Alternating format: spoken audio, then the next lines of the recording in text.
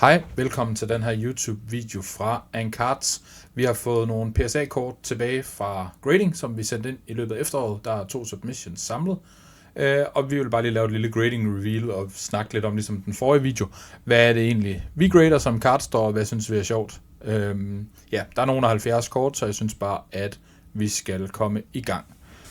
Og hvis vi lige prøver at kigge på det, det er den første kasse, så en ordentlig basse. Jeg tror faktisk, jeg holder den ude af billedet, og så bare lige stiller den herover og åbner lidt derfra. Så. Og det skal lige siges, inden at det er jo det er en bulk submission det her, så det er ikke fordi, at det er gold stars på gold stars på gold stars, men sådan lidt mere, det er sådan en submission, som man også kan lave som almindelig hobby samler og kunde, så på den måde måske egentlig meget relevant for, hvad der sker lige pt. I markedet, og vi ser folk, de køber for grade. Lad os starte med det. Jeg tror, jeg vender bunken, bare lige tage noget af bunken her, vender den sådan, at den ikke kan se graden, og så kan vi lige gå dem igennem, og så kan jeg lige finde ud af, hvad har vi egentlig tænkt, og så kan vi reveal graden bagefter, lidt ligesom i den forrige video. Lad os starte. Vi har et engelsk kort her, kan vi se på bagsiden. Nu er de oppe i 13 millioner, så der bliver gradet mange kort. Det ser meget fint ud. Lidt hårdt skåret i hjørner, men ikke noget whitening, så fin centrering, så det kan godt. Lad os se på det. Milotic fra Silver Tempest, de er svære at få 10 på dem her. Også selvom centreringen den er okay, så der er godt nok mulighed for at de ridsede dem her. Lad os se. 9. Ja, jeg tænkte nok, de er eddermame svære at grade, de her Full Art Trainer Galleries. Det er også derfor, at de begynder at stige lidt i pris. Jeg kan faktisk ikke huske, hvad sådan en her den står til, men well. Og mange af de her PSA-kort vil så være at finde i nogle af de mystery packs, vi går i gang med at lave, især de engelske. Det er jo kun engelske, vi kører mystery packs på lige pt. Så nok når den her video den engang kommer ud, så går der i hvert fald ikke lang tid, inden man kan købe noget af det. Nå, lad os se igen. Endnu en Trainer Gallery, dengang fra Astral Radiance. Jeg skal have mit kamera zoomet ind, så man kan se, hvad der foregår. Super. Lad os se hjørnerne, de ser sådan set. De ser fine ud. Den er godt centreret, den her også. Også på fronten. Jeg tror godt, den kan godt få 10 her. Ja, tak. Og vi fortsætter i det engelske. Så vidt jeg husker, så er der ret meget engelsk, men der er lidt af hvert her på de her 70 kort. Den har lidt, det ligner lidt whitening nede i bunden her. Jeg ved ikke, hvor nemt det er at se på kameraet. Men her. White Flag ATB, jeg tror vi tænkte, vi gider ikke bruge tid på at kigge på dem, vi sender bare en 20 stykker, og så ser vi nu, det er ikke alle sammen, der er i den her submission, men jeg tror på en 9'er. Ja, og så er det ikke sikkert, at det kan betale sig, medmindre man virkelig sender mange kort, og få 9'er på sådan nogle der, så der kan det godt give mening at være lidt mere omhyggelig, end vi måske har været. Den her, den har 2 dings nede på højre hjørne. Så her, okay, ja, men det vidste vi godt, da vi sendte den. Den havde også et lille tryk, vi havde lidt svært ved at se, så vi tænkte, hvis vi bare kan få en 6'er på den, eller en 7'er, så ville det være fint. Så nu må vi se. Og 8. Det er sgu fint nok. Jeg tror, vi fik den ind i et trade, og var sådan, lad os grade den er sgu meget fed, og så, selvom den lige havde de par dings dernede.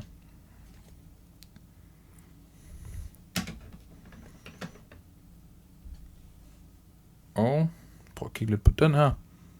Engelsk igen. Det kan selvfølgelig også være kinesisk det her, men jeg tror ikke, der er måske 2 kinesiske kort og sådan noget. Nogle lidt weird kort, ikke noget specielt. Den er lidt off-center bag på den her. Ja, de her. Jeg tror kun den for 9. Nej, okay. Tillykke til os, kan man sige. Men sådan lidt højre venstre skæv her, vil jeg sige. Men meget fedt, man siger. Og vi fortsætter i det engelske. Lidt bedre centrering her i hjørnerne, ser okay ud, synes jeg. Dunfan, så det er jo fra subsettet til Celebrations. Lidt højre venstre, tror jeg, men jeg tror, den går. Ja, tak. Og det er jo også nogle af dem her, altså i rigtig lang tid har de jo ikke kostet sådan super meget dem her, og det er heller ikke fordi, de er blevet vildt dyre, men man kan godt se, at der begynder at være en efterspørgsel for det her, de her reprint nu også. Vi ser 30 jubilæum i år, så begynder der altså at være lidt mere efterspørgsel på 25 års jubilæet. Det så vi også til 25 års jubilæet, der begyndte 20 års jubilæumskortene fra Generations også at være mere populære. Den her, det er i hvert fald et ultramodern kort, kan jeg se. Hjørnerne, de er helt clean og godt centreret. Og Celebrations, jeg tænker, det er en 10'er. Ja, tak.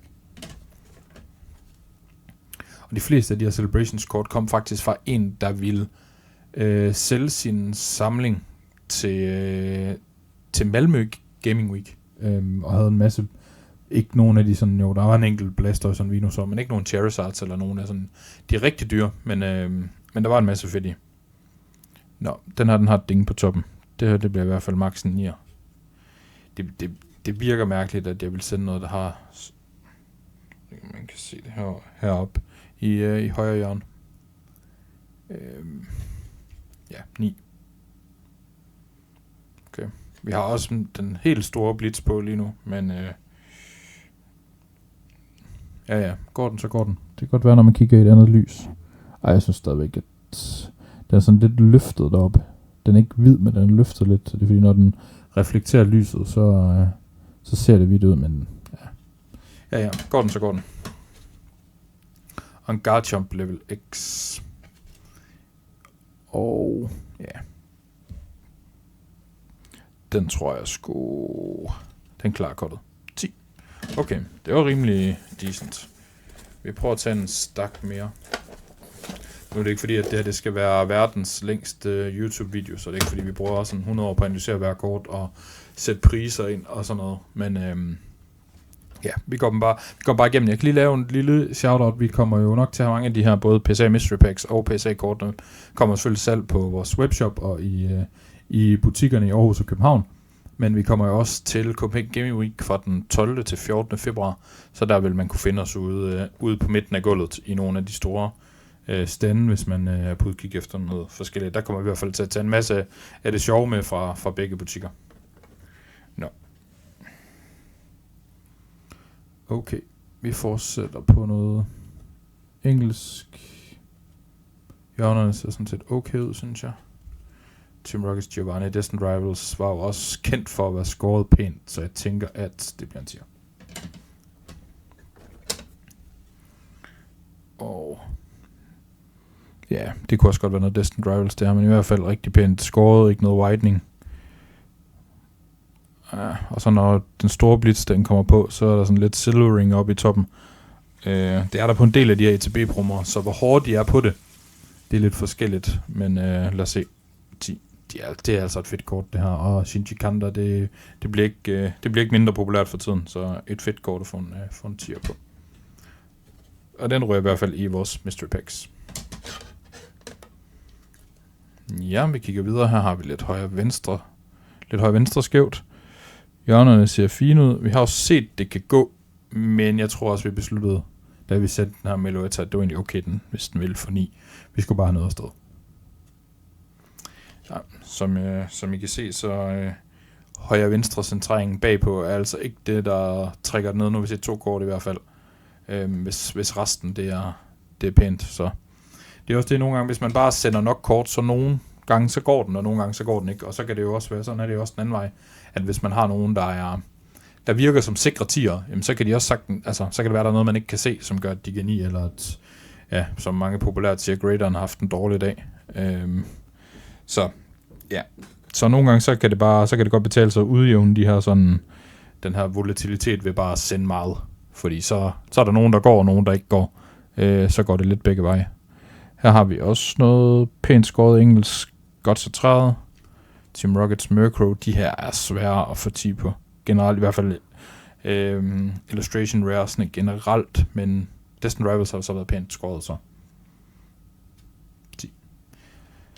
Fedt, det virker til at være en okay submission indtil videre. Det her det er jo kun en bulk submission, så det er ikke en af de, det er den billigste, man kan sende på. Vi har jo selvfølgelig sendt med Let's Grade Cards, så hvis man grader hos dem, så kan man indlevere i vores butikker, og så sender vi det til dem, eller de kommer og henter det.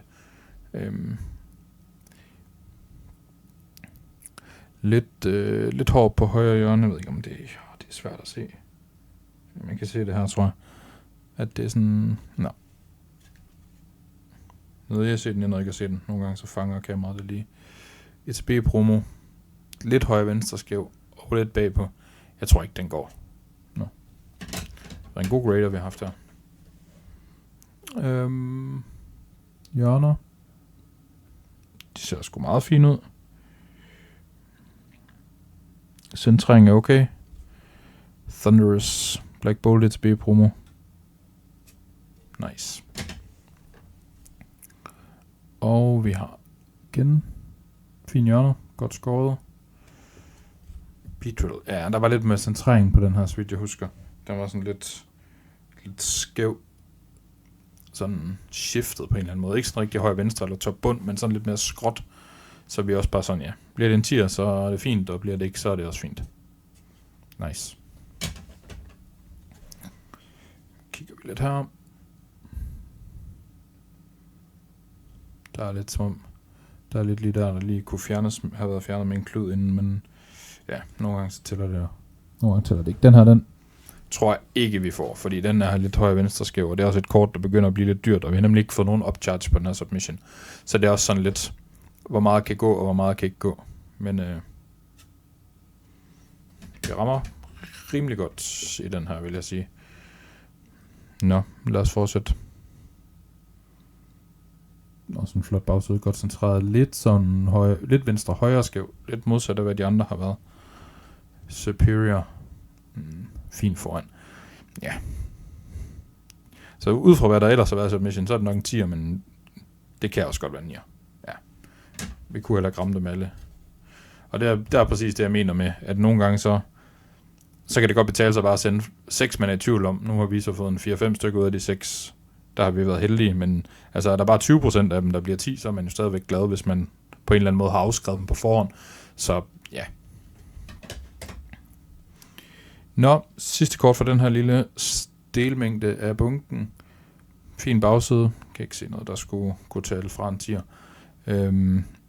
Et staff Team Rockets Tyranitar. Det var en af vores søde dommer i Aarhus, som jo fik det her staff-kit efter at have dømt vores pre-release. Men var mere interesseret i pengene, så købte vi det tilbage. Men ja, det er nogle fede holokort. Det er mange år siden, der har været så fede almindelige holokort, synes jeg. 10. Nice.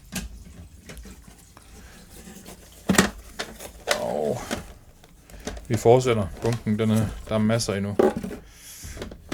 Nu begynder der at komme lidt japansk, kan jeg se. Det er meget spændende.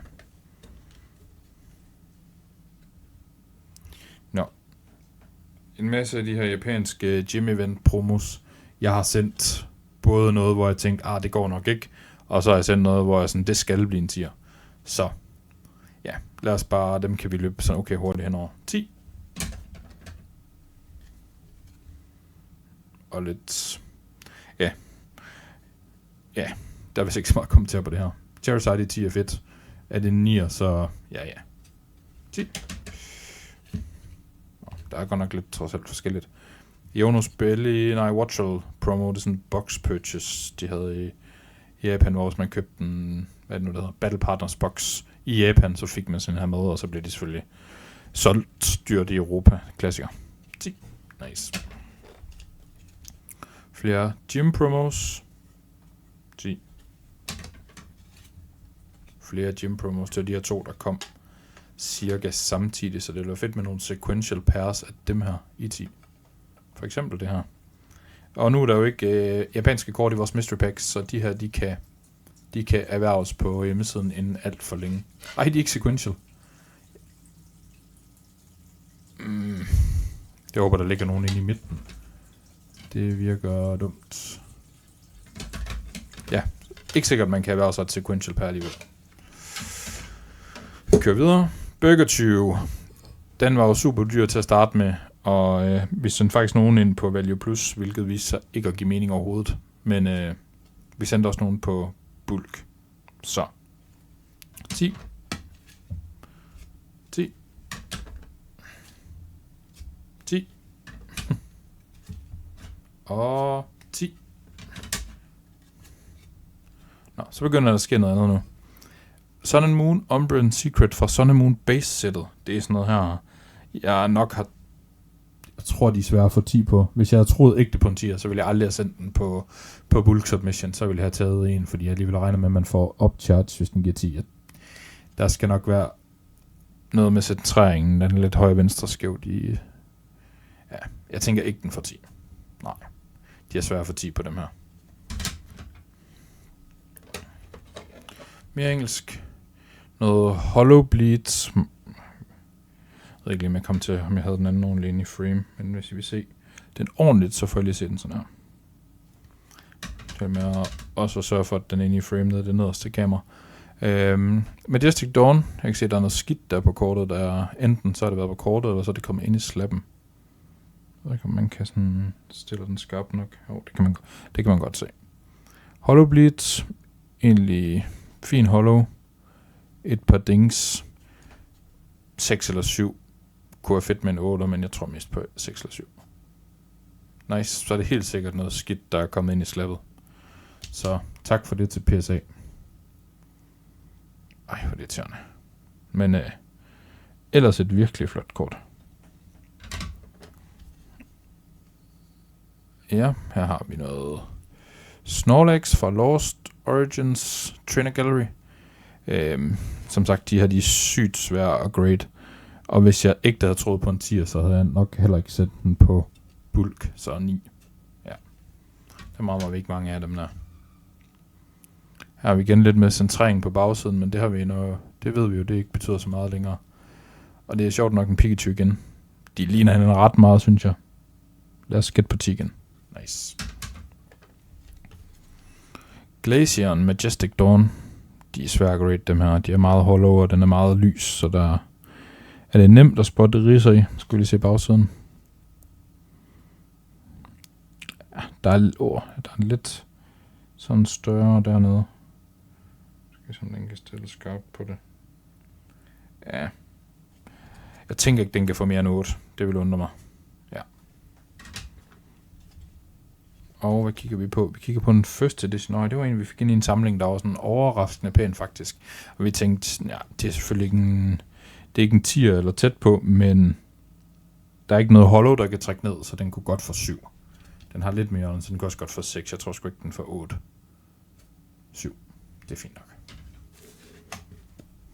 Og en M. Sharpedo, den kan jeg huske, vi også fik ind i en samling, hvor jeg synes, den var overraskende pæn, men jeg var også sådan, det er ikke en 10'er.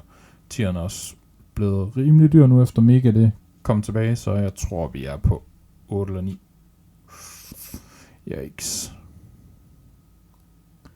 Ja, der er et eller andet, jeg ikke kan se. Jeg kan se, der er lidt whitening heroppe, men det er jo ikke det store. Nå, den kommer billigt til selv her, på den ene eller den anden måde. Fedt. Lad os komme videre. Nu er vi 18 minutter inde, så det skal heller ikke blive verdens længste video. Der er ikke nogen, der gider se en video på 35 minutter, hvor jeg sad og japper, uden nogen at jappe med. Mere japansk. Event campaign. 10. 10. Og resten af alle McDonald's, Pikachu og Burger kommer jo i en pakke med 2 kort, og der er, tror jeg, 5 andre, man kan få. Quaxley, Fuecoco, Sprigatito og Riolo. Jeg kan ikke lige huske den sidste lige her, mens vi sidder her. 10. 10. De er svære at få dem her, men jeg synes, den her var pæn. Victini, den japanske, fra deres Card Fighter set. 10. Nice, det er fedt. Fedt sødt også. Og Sprigatito, som jeg nævnte før. 10. Og flere promos. 10 promo. Så var der en 9. Det er også det. Igen, som jeg sagde, jeg har ikke kigget dem sådan super godt igennem. Bare sådan lige overfladisk omkring centreringen. Så der vil altid være noget hit og miss. 10. 10. 10. Okay, gemrate vi rammer på den her, men det er også japansk, så ja, sådan her, den skal du ikke sende ind, hvis ikke den bliver 10. Måske hvis man skal barnets første slap, eller knægtens første slap, som der er jo nogen, der kommer ind og køber. Der vil det fint give mening 9, og så kan man sælge den til gradingprisen nærmest. Men 10. Og det er heller ikke, fordi den stiger helt absurd. Nå, så er vi igennem den første kasse, og nu har vi sådan en lille boks tilbage, så det er jo ikke fordi, at vi mangler det store. tænker lige, vi tager dem.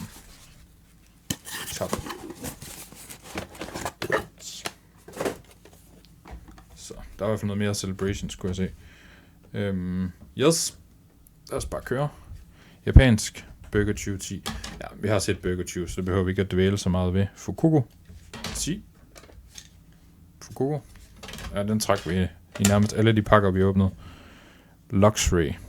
Og så har vi noget Celebrations, Subset, Reprint. De skal også være 10, ellers så det ikke være sådan en. Ja, tak. Mere Dunfan. 10 mere. Team Magmas Groudon. Lille ding her, men ellers så tror jeg, det er centrering på fronten. Der er højre og venstre, altså ikke helt up to speed. Den er spændt på den her. Hvis jeg troede på, at den her den 10, så havde jeg nok sendt den på Value Plus. Men hjørnerne ser fine ud. Den kan godt for 10. Ja, tak. Det er heller ikke fordi, at det er verdens dyreste kort, så måske Value Plus overkill. Jeg kan bare godt lide på de der kort, der lige har lidt mere værdi, at sådan, man også kan få dem lidt hurtigere tilbage og sådan noget. Altså at bruge den submission, der er lige en tand over den billigste. Det, på de der sådan 50-50 kort, der synes jeg, det er meget sjovt. Yes. Sora VMAX Crown Zenith. Den er meget pæn, synes jeg. Det er et fedt kort. Og ja, den har en god centrering og flot skåret bagpå. Men den får den, ja. Ja. Den er pænere end nogle af de andre, der har fået 10, synes jeg, men igen, der kan være noget, jeg ikke har set. Jeg kan lige prøve at kigge på den lidt sådan close-up. Det er svært at se noget her, synes jeg. Nå, nu kommer der noget metal. Metal Mew. De er svære at grade, dem her. Og hvis jeg igen ægte havde troet på, at den skal nok få 10, så havde jeg sendt den på en anden submission end den her. Så den ser fin ud, men jeg aner ikke, hvad de ud fra. Der er jo ikke nogen dings, så jeg ved ikke, hvad de grader fra. Ud over centrering og sådan almindelig stand, men hvad der ellers kan være. Så det er nok en 9'er. Jeg aner ikke, om den er noget værd.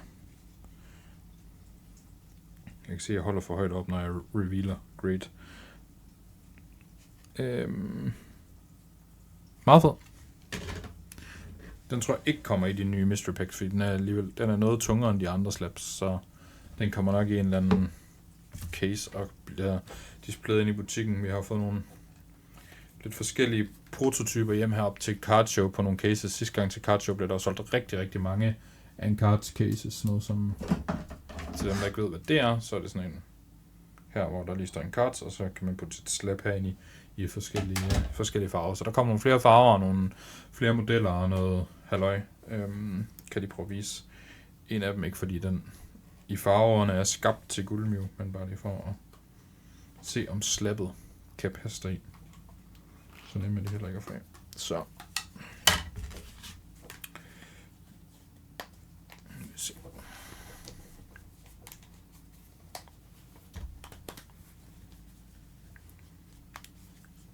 sådan noget som det her. Ja, så det passer nok mere til et altart, hvor der er nogle flere farver på, men casen i sig selv er der meget fed. Nå, sig til den. Tak for det. Vi kigger videre. Ja, den har de graded, så den får nok en smadret boxtopper fra EX Deoxys Rockets Raikou. Ja, vi tænkte, det er svært at sælge en, der er så ridset her, så vi prøver at se, om den kan gå som en etter, og så skal der nok være nogen, der samler på den. Så den får selvfølgelig et fint. Raiolo. Også fra McDonald's. 10. Ja, nu har vi snart set de kort. En mere. 10. Ja, så kom der noget kinesisk her, og var sådan lidt... Jeg tror, den står til 1 krone på Card Market, måske den her reverse holder. Jeg synes, det var et fedt kort. Så ja, den bliver solgt til grading. Fin. Og så får den der 9. Hold kæft, det er en joke, mand. Ja, det er vist bare penge tabt. Espeon Neo 2 Hollow. Ja. Ikke så meget at sige, de fleste kender det her kort. Jeg tror ikke, den får 10. De er svære for 10 på, men den var i hvert fald pæn. Den kunne godt lige have brugt at blive cleanet lidt bagpå, så måske skal vi 8? 7. Ja, well. Så var der noget Radiant Collection lige apropos jubilæumsserierne. Den kom jo i Generations. Og vi fik den egentlig ind og tænkte, den kunne godt trække 6, 7, 8. Ikke fordi det er noget vildt. Anyway, men en 6'er. Well. Cleffa. 10. Og en Master Ball Chance, jeg ved ikke, hvorfor jeg gradede det her. Fra, hvad hedder den? Gem Vold 1. Boksen, det kinesiske. Altså, ja. Ikke rigtig worth noget som helst. Så forhåbentlig en siger. Nej. Okay. Well. Garchomp. 10. Squirtle. Hvis jeg troede, den her ville få 10, så har jeg sendt den på value. Så jeg har nok bare tænkt, 9 er fint. 9. Tabulelle. 10, nice. Ja, der har været masser af godt celebration her, må man sige. Det er meget nice. Og en Mew. Den kunne være fed, for det er et fedt kort. Også det oprindelige. Ja, 10. Ja, tak. Nå, ja, men nu kan vi lige kigge over på stakken. Der er i hvert fald kort nok til et par mystery packs. Så og der kan du finde blandt andet den her Sylveon VMAX PSA 10 og 99 andre engelske PSA-kort, som vi smider til salg her i løbet af ugen. Og ja, hvis du har holdt ud af alle 27 minutter, så tak fordi du så med. Der kommer mere content, flere YouTube-videoer. Nu har vi fået et nyt sådan lidt studieagtigt setup. Det er stadigvæk med en lidt grim hvid baggrund, men ja, vi arbejder på det. Men nu er det tekniske forhåbentlig på plads. Hvis ikke vi ses i nogle af butikkerne, så ses vi forhåbentlig til Copenhagen Gaming Week, hvor der er Nordic Card Show den 12. til 14. februar. God dag derude.